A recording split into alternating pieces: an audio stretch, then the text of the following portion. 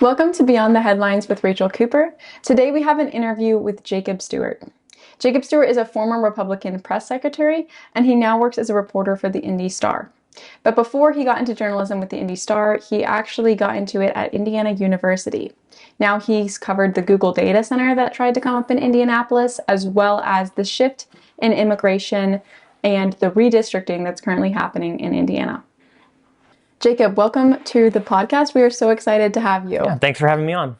Awesome. So you are now a full-time reporter working on journalism, covering politics in Indiana. But before that, you originally got your start in journalism at Indiana University. What made you get interested in journalism? What was your first experience with grassroots activism and that type of a thing? Sure. So I've always been interested in writing. I actually was planning on starting a newspaper in my high school. And tried various things like that. I didn't really get into it full time until college. I joined the student newspaper on campus. I was a neuroscience major, so I started out writing science columns. And slowly that grew into an interest in reporting more generally. I just loved writing, loved informing people. Then that grew to a leadership role. I took on the position of campus editor for my college newspaper. And it just grew from there. My first experience with grassroots activism, I would say, is kind of associated with that. I wouldn't say I was ever much of an activist. I led a political organization on campus at one point. It wasn't very good. It wasn't very successful. But I found that I was more capable of creating positive change through well-informed journalism, especially investigative journalism. And that's kind of what led me into just a love for the process in general.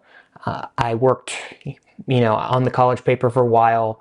I ended up working for Campus Reform for 2 years, which is a national organization which covers investigative journalism on college campuses. Then I started my own publication, the Indiana Commons, on IUPUI's campus. And that ran for about 2 years. And it was really successful at doing a variety of things. And probably the most impactful of the publications I worked for from that point. And now I've found myself in IndyStar. So it's been a great time, great transition, and really enjoying it. Yeah. So what led you to start your own publication, the Indiana Commons? Yeah, so I was kind of sick of working for a national publication. I wanted to focus more on things that were important to students and not just things that fit into an ideological bubble. Campus Reform, is a conservative outlet. It's organized to expose liberal bias on college campuses, and I found that was a bubble that prevented me from really exploring things I wanted to explore. And they had other biases in their editorial system that just didn't mesh well with what I wanted to do. And so I started my own publication after someone from the Intercollegiate Studies Institute reached out to me and offered, participation in their collegiate network program. And they fund college newspapers around the country, many of which are also libertarian or conservative leaning. I would usually caution away from those very ideological terms because some people have very different opinions of what those mean. Labels are helpful until they're not. Right. And so, I started it in 2023. A lot of people that were involved in it were also involved in the local pro-life movement. Yeah. Lots of them, I would say the editorial board in general prescribed to more of like a consistent life ethic view, which is, a lot of people say pro-life for the whole life. And so that's sort of how we functioned for a bit. But then I wouldn't say we really leaned hard into that editorial stance either, because just a lot of what we were doing was investigative journalism that came up. And it, was impactful that way. What type of investigative journalism, what do you think had the most impact while you were running the Indiana Commons? Well, we did a investigative series on, it started out as, how to explain this, a workshop that the campus was running, teaching bondage to students. And that is, I won't go into detail of what that is, but it was concerning, not just for the the use of student tuition dollars for that sort of thing. But also there weren't any guardrails in terms of, some students who were under 18. There was no age Right, verification. there was no age verification, no things like that. So, just started with a question, are there any safety precautions being taken? Explored the whole thing more and ended up falling down a deep rabbit hole that the person they were bringing in was involved in some very disturbing online behavior to teach this class. And, bringing that to light got the university to cancel the event. What made you look into the teacher originally? Just doing some research? Well, it was just concerning to me that they wouldn't say who the teacher was, and they used when I pressed the person that was running the event more on it, they gave an anonymous nickname or something like that, and it just didn't sit right. No transparency. Right, there was no transparency. So I looked into it more, and I think that's a lot of investigative journalism starts with relatively small inklings like that. And then, once we looked into it, it turned out to be much worse than we originally thought. And so once we exposed it, a bunch of parents were very annoyed at the school for that, and it ended up leading to the school canceling it. Yeah. So. And so the teacher had an account on a disturbing website, and our viewers, if they are more interested in that, can look at that on the article that you've written on the Indiana Commons. I think there's also an editorial piece. Right. There's a lot more information about that. But once you ended up publishing this article, it gets national coverage. The Daily Mail is covering it. Breitbart is covering it. What is the school's reaction to you now asking questions and wanting to still be involved? Well, as I later found out from my old colleagues at Campus Reform, the administration blacklisted me for it. The Vice Chancellor of Student Affairs, Eric Weldy, told faculty members not to speak with me or the organization, the publication anymore, instead of recognizing the unfortunate behavior that led to that event being considered in the first place. Yeah. Was blaming me for just asking questions about it. And it was definitely unfortunate that that was the route that they took, because I just wanted to inform parents, inform students, and rather than reckon with the decision making up to that point, it was just you're canceled. Yeah. It's really crazy to think about that too, because the article really doesn't have that much opinion to it. It's really just publishing the facts of what the activity was going to be. Right. And so then blacklisting a student for wanting to know what's going on at their own school is just probably the epitome of what Indiana University stands for. But so that was probably the most influence you had as an investigative journalist. And now you are working at the IndyStar. You've done a lot of research about the Google data center, and there's a lot of Indiana Hoosiers that are concerned about the Google data center. It was coming, they were going to rezone, but now they're gone. So kind of give us a debrief. Do Hoosiers still need to be worried about this? What was the concern in the first place? Right. So now that I'm at IndyStar, I'm the deputy opinion editor, so I write columns. A lot of it is, the same basis of investigative journalism. And the data center has been an issue for a while. People have known about it. And it got really controversial when this rezoning request came before the Metropolitan Development Commission in Indianapolis, which was a couple months ago. And there were just hundreds of community members that opposed the data center for a variety of reasons, which I can get to in a second. And only one person on the board of Metropolitan Development opposed it and listened to the community members. And that, I think, speaks to a wider issue of a lot of the decision-making in local governments now is handled by these unelected boards or appointed boards that have no reason to really listen to community concerns. Because they're not up for election. They don't have any concern. And usually it makes sense because a lot of these decisions are very mundane. Like, should we rezone this to single-family zoning or, stuff like that most people don't really care about. But the thing about a data center specifically is that they have all sorts of downstream effects for consumers. A lot of which are tied to their significant energy use. And Indiana already is not producing enough energy to power the houses and, the businesses we have here already. So it creates a huge problem because that means inherently that the utilities which in Indiana are monopolies, so consumers have no other choice, have to build new, usually gas plants or new other types of energy production systems and pass those costs on to consumers. So it's increasing energy bills, and that's pretty much the epitome of a kitchen table issue that people care about and that drives people to come to these meetings. Then there are other concerns about water use and environmental issues. But what you're saying is that it doesn't matter if consumers are even participating in, buying the product that these data centers are putting out. Their electricity bills, their utility bills will increase no matter what. Right. Exactly. It's a huge strain on the electricity grid, and no matter who you are, it impacts you.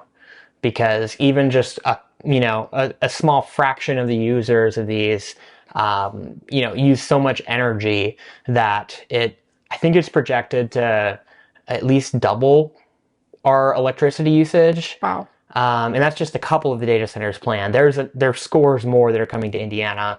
And actually, even though this one in Indianapolis failed, there are still at least 2 other data centers in the planning stages for Indianapolis. So it's an issue that will continue to come up as long as there are state tax credits and subsidies that are bringing those data centers in.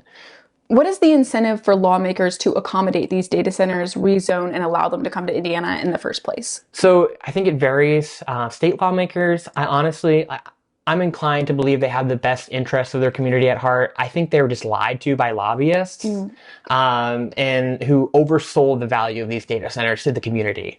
Because yes, there may be some very small tax benefits still, but it does not even come close to outweighing the externalities of that development. And until now, I don't think anyone really, thought about how is this going to impact my constituents, and should we negotiate with these data centers to ensure that the public receives some benefit from this economic development. I think at a local level too, there's a lot of fiscal strain happening as a result of Senate Bill 1, which was the property tax reform this year, that is pretty much universally hated by anti-property tax libertarians and local government officials. It's created a lot of issues, and I think that is furthering this mentality among many local officials that if you're not growing, you're dying. You have to bring in these new businesses or you're going to die as a community. And I think that mentality existed already among rural folks as well. Because a lot of these communities, were Rust Belt state. Yeah. A lot of them, were built off of manufacturing once upon a time that has slowly gone away from both just technological advancement and offshoring and things like that. And so they want to, at any cost, bring in that sort of capital that they once saw. And it unfortunately creates problems for community members. So what type, you said lobbyists are kind of selling these benefits. What type of benefits do you think that they're maybe trying to persuade lawmakers will come about if these data centers are brought to Indiana? Well, first is national security. The federal government is pushing a lot of data center related legislation and things like that and policies because we don't want our data in China, obviously. Yeah. These data centers are effectively holding a lot of Americans' internet data and things like that. And there is a serious national security interest. You don't want these data centers to relocate to China or something like that. But then when it comes to like a state level, there is also this mentality that you want to be at the forefront of technological advancement. 50 years in the future, we don't really know what our economy is going to look like. But if you have this capital from these big tech companies coming to your states already, maybe they'll invest in it in the future. I think, unfortunately, though, that's short-sighted because we're not making the investments we need to bring in those other good technological advancements and investments. So we need to have a high-skilled workforce, for one. And right now, we're actually cutting our budgets for higher education and things like that, which I think is unfortunately going to make it so there's not as much of a reason for these technology companies to move their facilities over here because there's just not the workforce to, take up those jobs. Yeah. So you had also mentioned some externalities, and obviously one of those is we're going to see the utility prices increases, what are other concerns that come with these data centers? Well, at a very local level, there was concerns about people's wells in Franklin Township. Um, when you have such a large construction, there is some process where they have to essentially take water out of the ground to make sure that it's, stable and you're able to build on it. And people were worried that that would impact their wells because a lot of them over there are on wells and that's where their water comes from. And other than that, there's other environmental concerns, like along with the electricity issue, once you increase the demand so much, it's going to be harder to go with maybe less efficient forms of energy production, like renewable energy. And you have environmental concerns about that. People don't want large gas plants. People don't want, coal. Yeah. There's lots of similar related issues like that. And then I'm trying to think, there was, other than that, and I detail some of these in my column on the subject. If a data center wants to come and convince people that they can help the community, they need to take into account these things. But those are probably the biggest ones, just the environment, electricity, and water.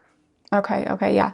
So the data center in Franklin Township, that has been shut down. That is no longer happening. But you said there's two to three other trying to come to Indiana. Should Hoosiers be worried about this? And if so, what did they do? What were successful measures that were taken in shutting down the Franklin Township data center that we should also be considering taking against the other data centers? Well, it's important just to be informed and involved in your community.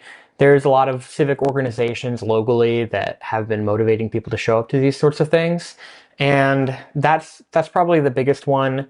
Some of these other data centers are a lot smaller, which is a great, it's not as big of an issue, I would say.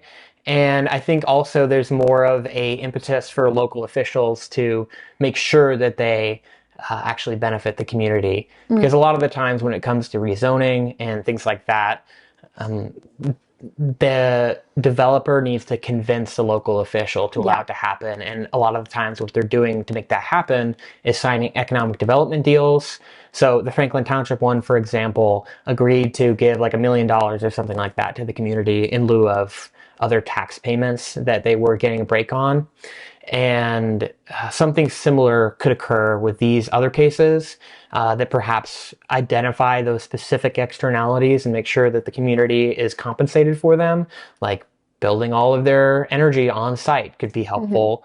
Producing their own energy, making sure that they're taking into account technology to lower their water usage, things like that could help. And I think ultimately it's up to local officials to actually demand that from them.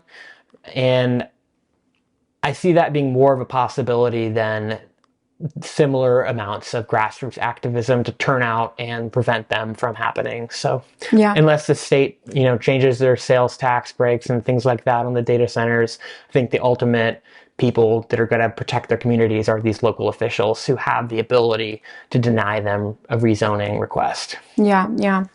Okay, so we've got a lot going on with the Google data center, but in Indiana politics, there's a lot of talk also happening with redistricting. A lot going back and forth. Trump is pushing for Indiana as well as other states to redistrict. And a lot of Republicans are saying that maybe we haven't drawn the lines in the right places. What is the conservative Republican argument for what is going on with redistricting, and what's your opinion on that? Well, I would say that a lot of the conservative and Republican arguments I've seen for redistricting have been, well, these other blue states, they benefited from maybe illegal immigration, maybe the way the census was done in 2020. So to balance the scales, we need to redistrict here in Indiana. And as far as my own personal view on it, I think you really have to ask yourself what constitutes a fair map. A lot of people have said, well, if Indiana is, 60% Republican, 40% Democrat, then 60% of the seats in Congress should be Republican and 40% should be Democrat. For one, I see a problem with that in that it only recognizes the two parties, the two major parties. So if you're drawing your districts to go safely towards one party, you're kind of ignoring the fact that, maybe there's libertarians, maybe there's Green Party members. And if you're drawing a safe seat for even a Democrat in a Republican-leaning state, you're also sort of disenfranchising those other groups. So it's really a question of, what do you think is fair? What groups do you recognize when you consider fairness? So there's probably some merit to the idea of proportional representation, but you really have to ask, how are you going to include everyone in that? Do you think the maps are fair the way they're currently drawn? I think that in terms of how we've defined fairness, probably so. But again, they've been drawn to have safe seats and competitive seats. And whenever you have a safe seat, you're inherently denying third parties the ability to compete. So it's a question of fairness there. So if we do end up redrawing and redistricting Indiana, what kind of changes would this have on our midterm elections or future elections? Well, if we redistrict Indiana, there's a question of whether or not we'd eliminate, or the Republican legislature would eliminate one or two Democratic congressional seats. So that's Northwest Indiana, which is currently represented by Frank Mervan, or the 7th District, which is Indianapolis primarily, which would be Andre Carson's seat, the only safe Democratic seat in the state. And as I kind of mentioned in my column that recently published on this, it is the only seat where it is really plausible for Democrats to build an institution or rebuild their party. And, if you look at the Northwest Indiana district, it's already really trending Republican. So in the last, from 2016 to 2024, the amount of straight ticket Republican voters there has doubled. Wow. So there's a lot of institution building going on there. And I think that really needs to be considered. Come the 2030 census, it might even turn Republican. Whether or not that's a result of just very good organization or a result of demographic changes, maybe people coming from Chicago. I've heard both. And, if you look at Andre Carson's district, on the other hand, since it is a safe seat, he doesn't really have to spend a lot of money to keep it. So hypothetically, if that seat were, held by somebody who had a real desire to rebuild the Indiana Democratic Party, that would be the place to do it. I've heard from Andre Carson's primary challenger, George Tornado, that he hasn't done it as much. But again, he has spent quite a bit of money, and a lot of it has gone to the Democratic Party in various organizations, locally, state, and nationally. So that is a big question of, I think, institutions. And I think that is even more significant than the representation. So, maybe Democrats will lose 2 seats. In Indiana, I'm sure a blue state might recognize that and eliminate 2 Republican seats. And, I think ultimately it's going to come down to whether or not the Democratic Party in Indiana retains a seat from which they can rebuild. So the argument is kind of, hey, in the last elections, we've had Democrats benefiting because we have illegal immigrants that we were counting in the census. They shouldn't actually be voting. So let's go ahead and redistrict to not count them anymore. That's kind of the conservative position, is that? Well, so the U.S. Census considers illegal immigrants or undocumented immigrants to be part of the total population of any state that they're in. Like you said, they're not able to vote. But that doesn't mean that, when the federal government reapportions the number of seats in the House given to each state, they consider the illegal immigrants in their population. And so that's more of the issue.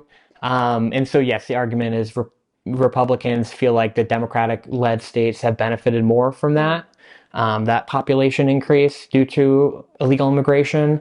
So they are arguing they need to balance the scales. Okay, interesting. Yeah. So I did also, Indiana has a really interesting history because we used to be a bit more of a purple state. And you said that we're seeing a trend increasing. We're seeing more straight ticket Republican voters. Do you think that Indiana is turning more red, or are we maybe not as much of a solid red state as some Republicans would like us to believe? Kind of depends on where you look and how you define it. I think that the Republican Party as an institution has been very good at driving voter turnout, like we're seeing in Northwest Indiana. Whether or not that means there's more Republicans or more conservatives, that's an open question, I think. But if you look at the suburban counties around Indianapolis, I think you're definitely seeing more of a shift towards, Democratic voting and more liberal policies. Um, so it's an open question, and it depends on where you look, I Interesting. think. And I also have heard some claims actually that Indiana is not a red state. Indiana is a purple state because, like you said, we have 60-40 voters. Mm. So a lot of Democrats are saying that the district that we have right now is actually not gerrymandered towards Democrats. It's towards Republicans. Indiana is not a red state. It's a purple state. Would you agree with that? Disagree with that? Have any I pushback? would disagree. I don't think most people identify with the party at all, Mm-hmm. and they might not disagree with that. But I think when you're looking at things, and it all comes back to institutions too, like a lot of people, um, and I know there's been studies on this, there's a lot of diversity on the right, maybe even more than you see on the left. Yes. So we might have people that, let's just say if you're a very strong conservative in the Republican Party. You might look at a Republican elected in Carmel or one of the suburbs in Indianapolis as kind of liberal. Yeah. But I think, too, that kind of calls back to the strength of the institution of the Republican Party. If the Indiana Democratic Party was a lot stronger, then maybe those same people might want to identify as a conservative Democrat. So I don't think that Indiana is really a purple state. I think that we have an independent streak to us. Yeah. Most people probably wouldn't want to identify with a party, and I think that plays out like when IndyStar's politics team went to Boone County a couple weeks ago.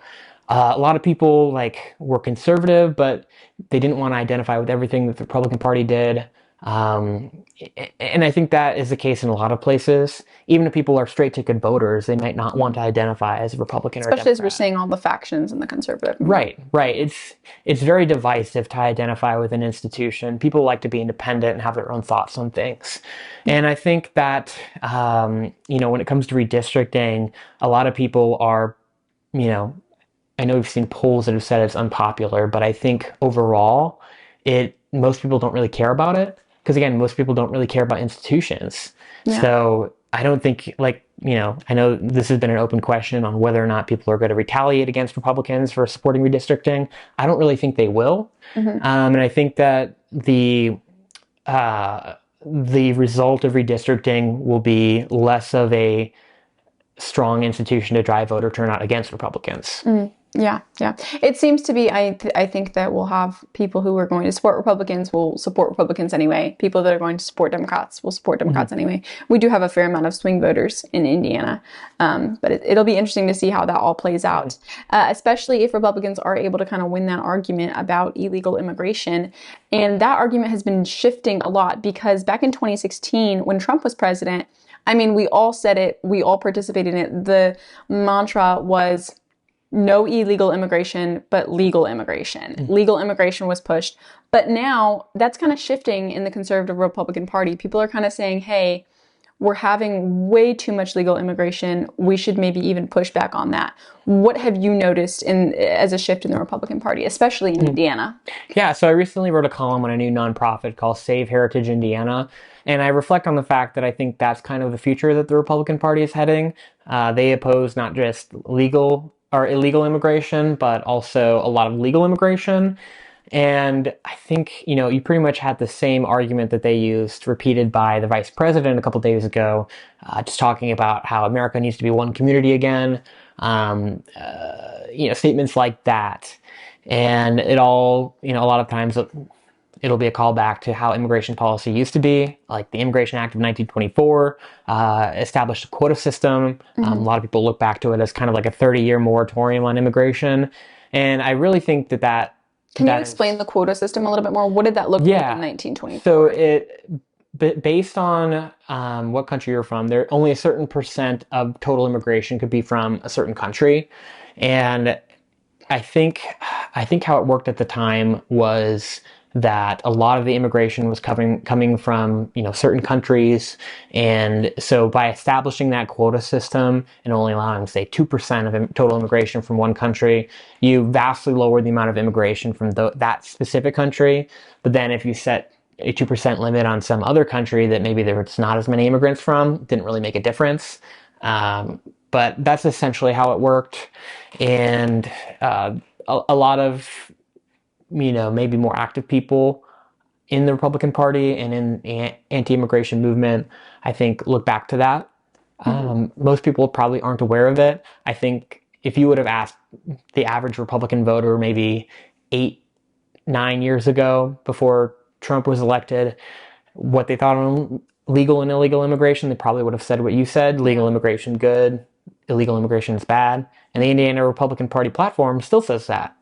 But again, with the election of Trump and a lot of the focus on the border and things of that nature and things happening in Europe at the same time, there definitely has been that shift. I think more people are worried about large amounts of immigration, and especially under the Biden administration too, where we saw a pretty significant, some would say, abuse of the refugee system. Yeah. I think the amount of refugees let in quadrupled, and it was very, very controversial. A lot of them were not gone through the regular, or did not go through the regular process of being let in and being vetted. And so that created a lot of problems and a lot of concerns people had. And I think that really has been the impetus recently. And then a lack of action on the Indiana legislature's part. I know this last legislative session, there was House Bill 1531, which was supported by the Trump administration and is still being pushed forward by the Trump administration, but it ended up being killed by one senator, Senator Liz Brown, and that created a lot of controversy. She's been called out by the Attorney General Todd Rokita. Now she has a primary challenger backed by what some have said is dark money. And, it's a very interesting dynamic there. Her primary challenger is right. Okay. Right.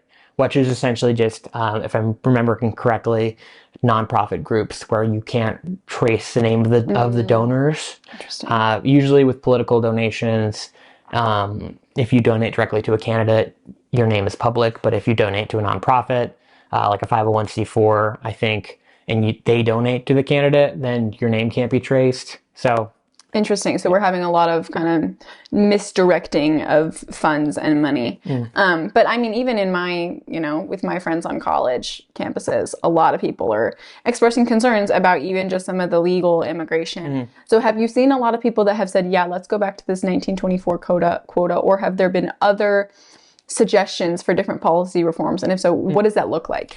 Yeah, I don't think a lot of people are specifically aware of that 1924 Act. The more involved people probably are. But a lot of people have, I think, a lot more simple view of it. I can't say what policies they support.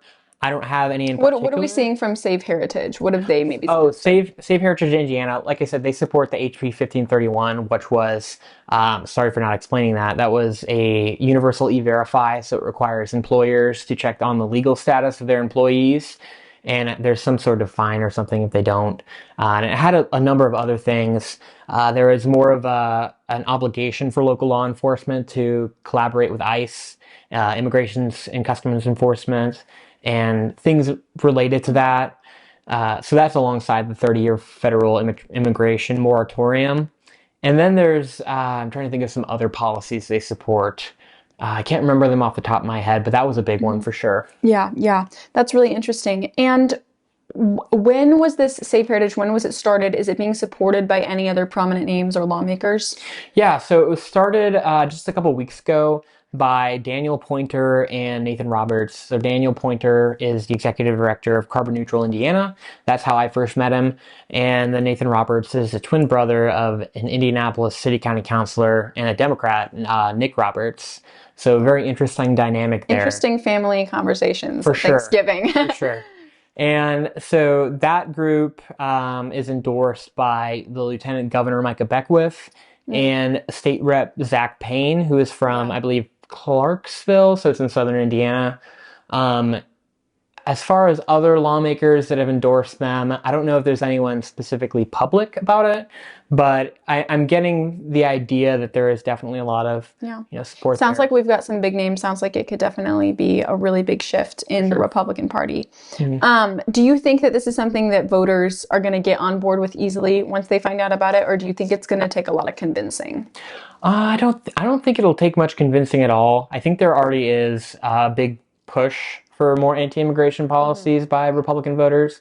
And that's kind of what Save Heritage Indiana has argued too. The average Republican voter is not well represented by lobbyist organizations and nonprofits. There's not a lot of financial incentive for that because there's a very diffuse support. The average Republican voter might be able to donate $20, but they're not going to be able to match like a hospital who could give significant amounts of money to a lobbyist to advocate for policies they support. And, there's also existing immigration groups that are for bringing in more immigration. And there's hasn't been much up to this point in terms of institutional representation for those anti-immigration groups. So I think that definitely it will play a role in the future. But we'll see.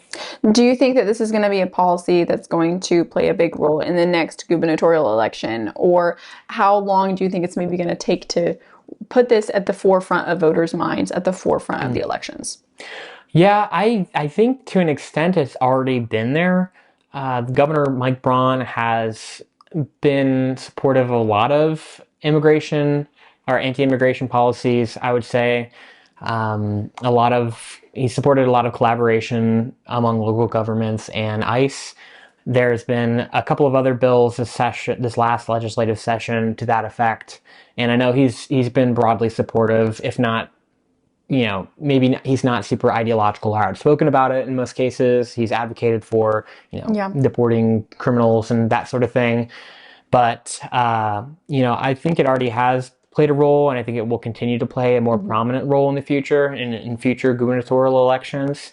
And two, we already have a lieutenant governor endorsing this organization, and it seems like there's probably some ambition for him in the future to maybe run for governor, maybe run for another office. So I'm sure it'll continue to play a role. Definitely. He's seeming to be quite popular, at least with the conservatives and Republicans.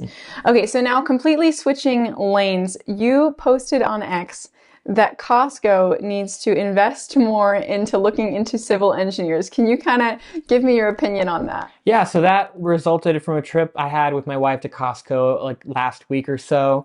And it is just a disaster in there. There's so many people just whizzing past you, going, opposite ways in different lanes and things like that.